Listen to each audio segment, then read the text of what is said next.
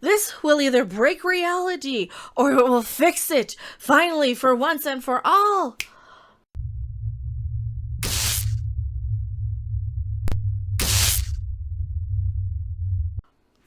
Is this gonna break reality or fix it? I don't know.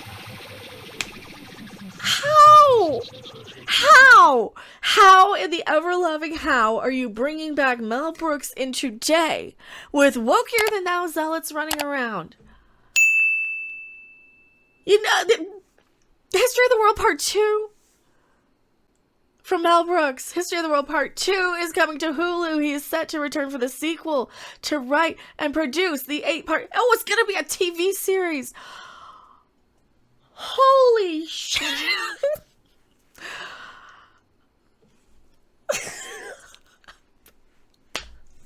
Okay, well, first off, Mel Brooks is one of the all-time comedy greats.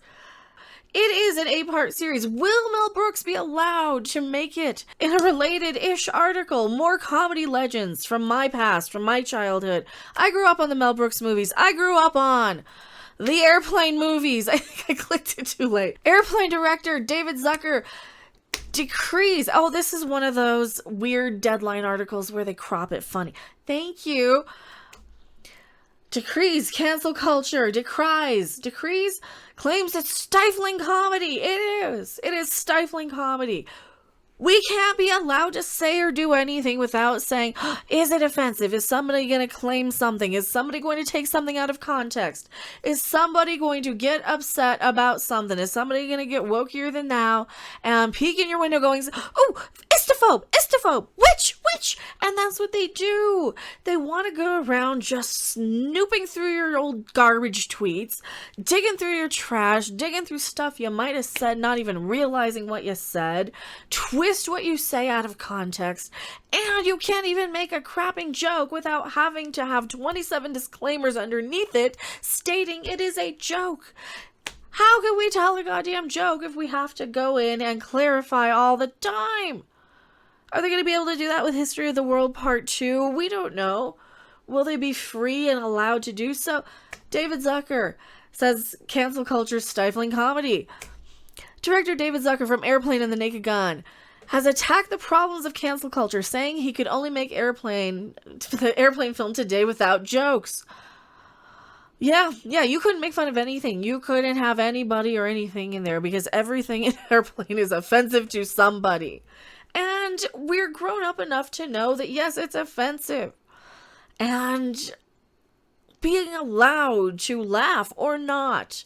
Can you let us be grown adults to make our own choices with what we can and can't watch, think, say, do? Can we have the freedom, or do you want to have us all as perpetual babies? Because I don't like being treated like a baby. If I'm dumb and stupid, which I am, I'm plenty dumb and stupid, I'll tell you and I'll say, hey, I don't get it. I often don't get anything because I'm a parody of a YouTube channel. But for crying out loud, can we tell a joke or not? That's what I really want to know. Because if it's not okay, then it's just not okay. And a long essay in Friday's New York Post, Zucker, marking the 40th anniversary release of Airplane, claimed the Paramount Pictures actually discussed withholding the re-release over feared backlash for scenes that today would be deemed insensitive. Ooh, you can't have a little girl saying she likes her coffee like she likes her men. You can't have that nowadays. Nope. No, thank you. I take it black. Like my man. Because it's funny, because it is a kid, because she doesn't know what the hell she's saying. Professor Anthrax, thank you so much for the super chat. I really, really appreciate it. Oh, the jive scenes. I've used them actually myself. The scene included in which the two black characters speak entirely in a jive dialect, so intelligible it has to be subtitled. I've lost count of the number of people who've said to me, you couldn't do that scene today, Zucker wrote. I say, yes, you can, because it's making fun of the woke white Karen, and it is that exactly. It is the wokest scene of all of them. Just hang loose, blood. She's gonna catch up on the rebound on the med side.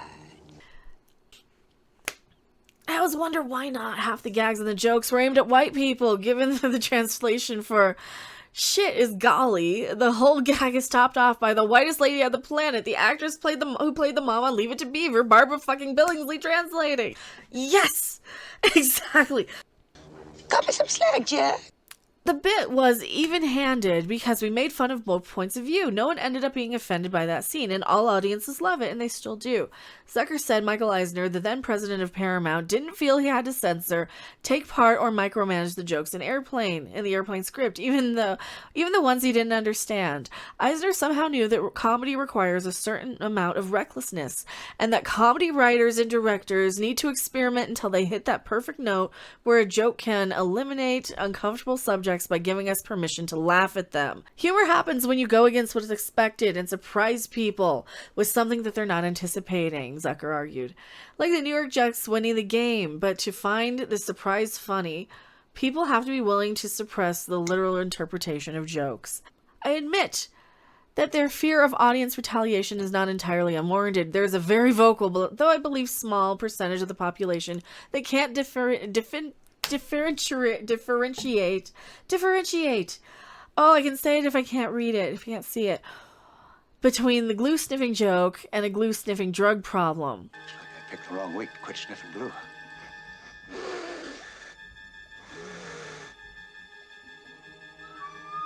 It's these people who the studio executives fear when they think twice about releasing Airplane on its 40th anniversary, when they put disclaimers in front of Blazing Saddles, or when they pressure writers to remove jokes that are otherwise perfectly offensive. Perfectly offensive. Probably inoffensive, but no, they're perfectly offensive. Don't remove them. They're offensive and they can be offended. See, it's our comedy to also laugh at the people who get offended by things. Because that's kind of hilarious sometimes, isn't it? Come on, let's be serious. The Trigglypuff over on, that I'm going to add in post, she's hilarious to laugh at. These ring SJWs are absolutely hilarious to laugh at. Zucker summed up the general plight.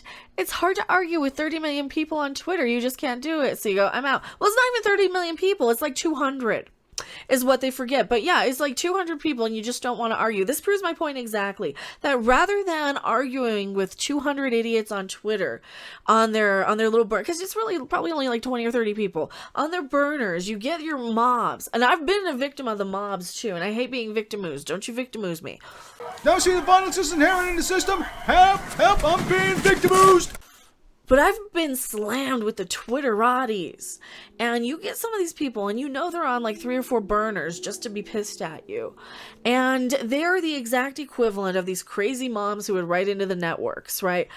Please try to tone down the psychotic violence. And they were always the tiny little vocal minority, but since you see it instantaneously and they can personally deliver it right to your phone, and you see that in the first thing in the morning when you wake up, right?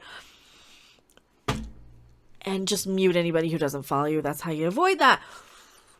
This shit gets right to the studio execs. It gets right to the heads of the network. It gets right into the people that really, really need to kind of learn a little bit about how the percentage is. And I get how overwhelming it is. You don't expect it. You don't anticipate it. The screwballs have spoken. And it feels like a mob and it feels like a swarm. But at the same time, for fucking crying out loud, we got to start standing up to these people and say, you know what? You don't have the right to not be offended, all right? Demand to be challenged, to be offended. Can we go back to telling jokes? I don't know. Maybe David Zucker says we can. Maybe not. Cancel culture is stifling comedy. Hopefully History of the World can be allowed to be History of the World Part 2. So what's going to be bad about this? How are they going to mess it up? How are they going to wokeify it? How are they going to destroy it? Is he going to be apologizing for being somebody who's not only... Oh, they just think he's an old white dude. Let's just face it. They probably think he's an old white dude, not realizing not only is he Jewish, but he also fought in World War II. And people are revolting. You said it. They stink on ice. 40 years later, History of the World Part 1 is getting a sequel in the form of a series aptly titled History of the World Part 2. History of the World Part 1 came out in 1981 and embraced the campy, spoofy style of Mel Brooks' past works, including Blazing Saddles, Young Frankenstein, The Producers, and Spaceballs. Here's where I'm concerned, though. I did see the sequel to the Spaceballs show. Remember, the sequel show to Spaceballs, the movie, rather. Spaceballs, the TV series. It was over on G4. not the greatest. Let's just it was very much a 2000s grown-up adult cartoon sort of thing. I hope he can pull it off. I hope he's, I hope they let him. I hope not only they let him, but he didn't get completely wokeified and brainwashed like a crazy person. I don't know. Has anybody heard from him lately? Brooks will be returning for the sequel as writer and executive producer. Brooks starred in several roles the first time around, but it's unclear if he will this go around. One of the other producers will be Nick Kroll, Wanda Sykes, Ike Barinholtz, David Stassen, and Kevin Salter. I can't see. I'm dyslexic a little bit, so when I'm seeing the L's and the T's, they're kind of moving around on me. Brooks told the outlet that he's particularly interested in exposing the truth about history, not just what's in the history books, as he did with the original film. I can't wait to once more tell the real truth about the phony baloney stories the world has been conned into believing are history. Ooh, I'm intrigued. I am intrigued. And so are they. It'll be intriguing to see which historical events Brooks will cover this time around. He hasn't revealed which events will be included in part 2, but they may not have been selected yet since the writer's room only just started this month. However, do you think they're going to be allowed to say anything? Are you going to have a whole bunch of wokier than thou people around and Hulu saying, oh, you can't say that.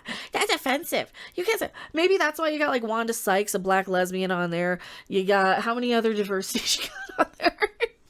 So, it's okay with this one. So we've got a diversity saying it's okay, so we can do it. However, it shouldn't be too hard to choose since 2020 alone has proved a ton of material. Ooh, if he says something they don't like, are they going to cancel him for good? Or is he at the age now, like Shatner, where he can be like, you know what? Fuck y'all, I'm going to tell you what I think. Because I'm kind of at that age, and I'm about halfway there. I'm not even halfway there. I'm about, 2/3? I don't even know. Don't fuck this up, Mel Brooks, they're saying in chat. I hope they're not going to screw it up. They might. They probably will. I am Mecca. I'm going back to my live chat. Don't you go anywhere. Thanks for watching. If you liked it, make sure to hit that like button. And if you want to see more, don't forget to subscribe. See you in the next video. Bye! It's good to be the king.